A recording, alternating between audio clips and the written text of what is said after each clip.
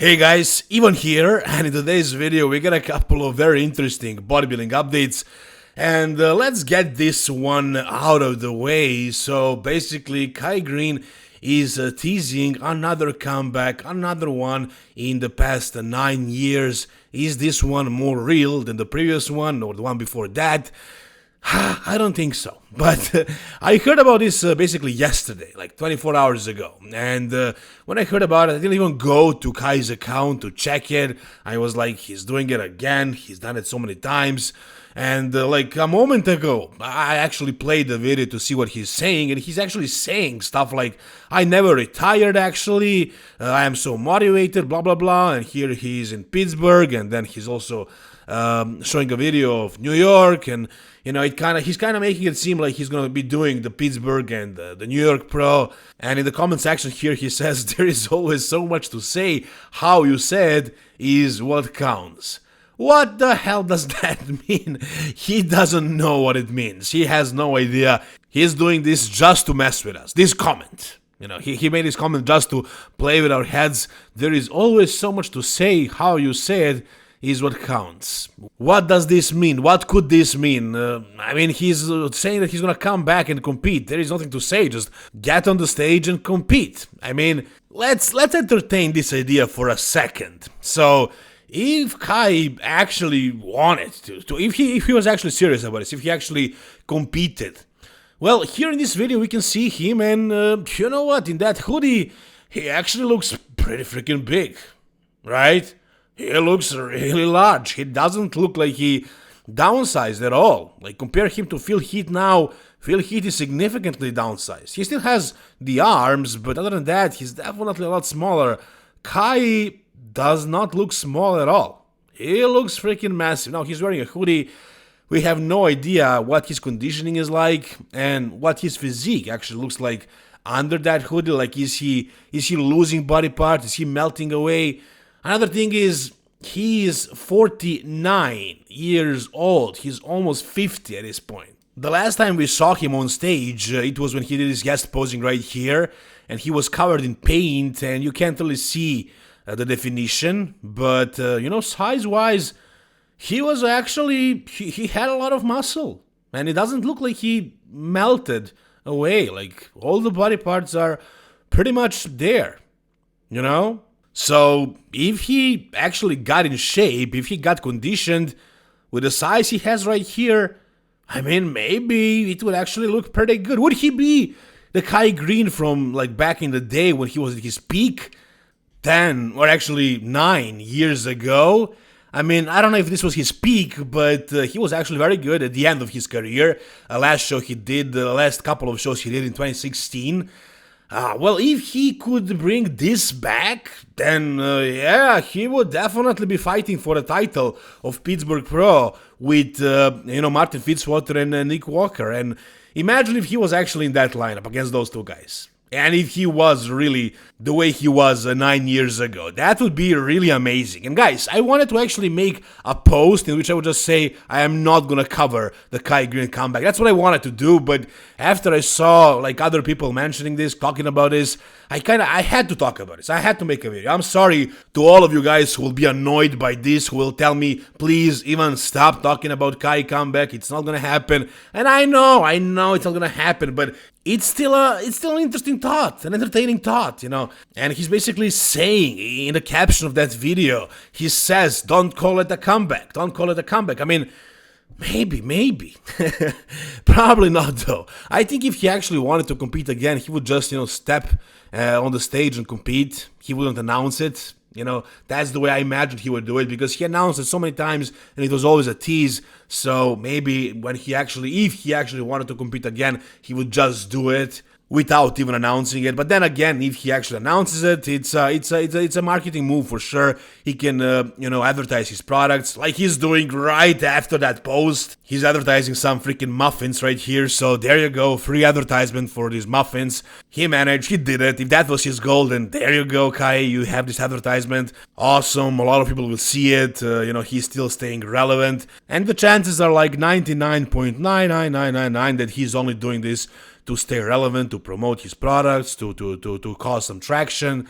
and there is maybe that 0.00001% that he actually might be, in fact, coming back. You never know. You really never know. And imagine if he actually came back and I made no videos about that.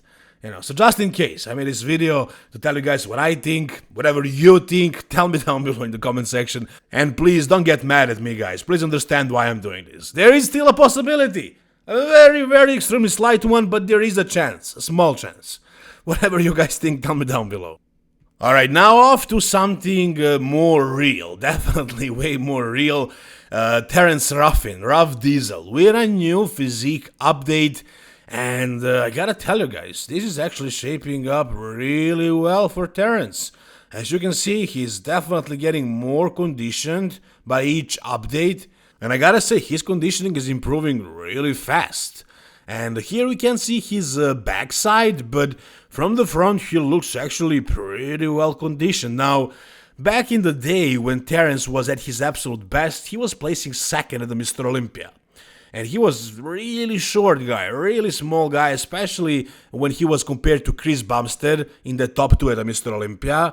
And, today we have a lot of taller bodybuilders, not a lot of short guys like this. And so an argument could be made that Terrence won't do really well anymore because he's a shorter guy. But that argument doesn't really make any sense because the second guy, actually the first guy right now, the number 1 guy in classic physique, based on their Mr. Olympia placings, is Mike Sommerfeld, who is about the same height as Terrence. I'm pretty sure he's a little bit taller, but not a lot.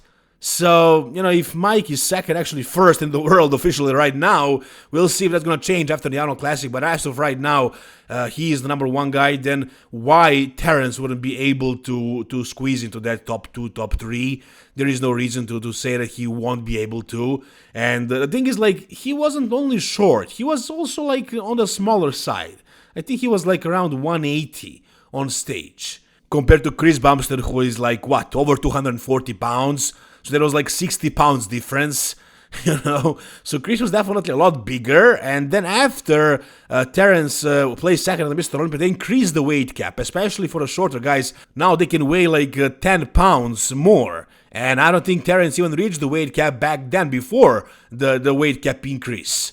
So he took some time off, he took a longer off season, and if he truly put on a lot of muscle, if he actually did grow, so if he shows up a lot bigger, let's say, I don't know, 15 pounds bigger, is that realistic? 10 pounds is probably more realistic, but who knows, maybe even 15 pounds he gains, I don't know. Forget about the numbers, who can predict that? Let's just say he actually shows up noticeably bigger, with the conditioning he was bringing when he was at his best. With his shape, that is phenomenal, very, very classic, very, very aesthetic looking shape, and also with that crazy posing. You guys know that he's one of the best posers probably in the history of bodybuilding. Definitely one of the most entertaining posers. You have Chris Bumstead, who Steve Weinberger actually said that he is probably the best poser that he ever saw. But Chris doesn't do the routines, the artistic routines that Rough Diesel is doing. He's just really good at hitting the poses. He's good in mandatory stuff like that. Chris's posing routines are also really good, but what Terrence is doing is something special. And he also knows how to present his physique in the best light possible. So all those things considered, I think Terrence is actually gonna do really well this year. And I gotta say, it does look like he gained some muscle. Again, I don't know how much, but he definitely did get bigger. And it seems like he's getting conditioned really quickly. So I'm expecting him to be really diced once he actually steps on the stage. Improved, bigger, maybe even more conditioned. Posing is going to be perfect, no doubt about that.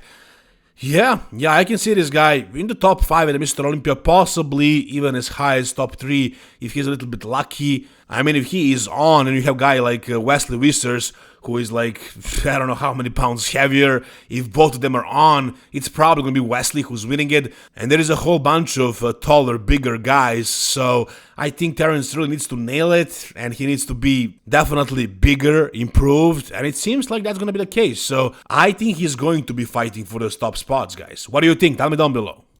Alright, then finally, we got something very interesting. A new physique update by Blessing Awodibu. And you guys know that Blessing's weakest point has always been his lower body, his legs. And here he's showing us what his legs look like after a workout with a pump.